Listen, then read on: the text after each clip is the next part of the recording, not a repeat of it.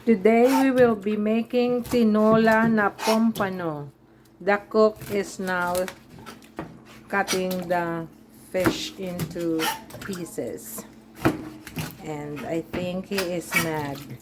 Yeah. He is splashing the water on me.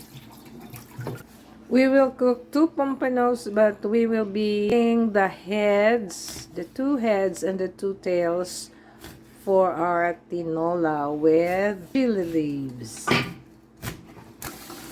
Remove all the gills and the blood.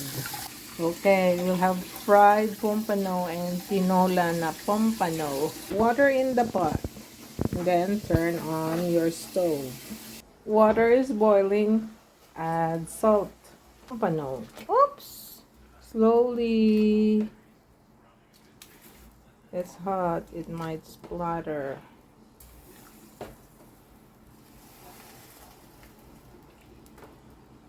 Then cover it and let it boil again. The peppers, the onions and tomatoes. Onions. Smells good. Chili leaves in. Don't overcook. You don't have to put the fire on. It will just cook by itself.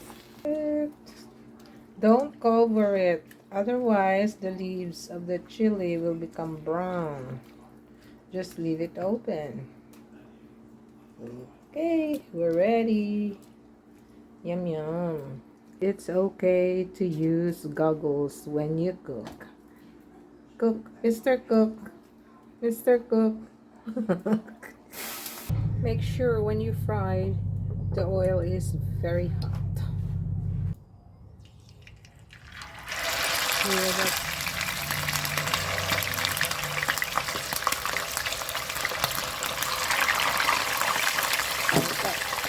fried fish is done. Yum yum.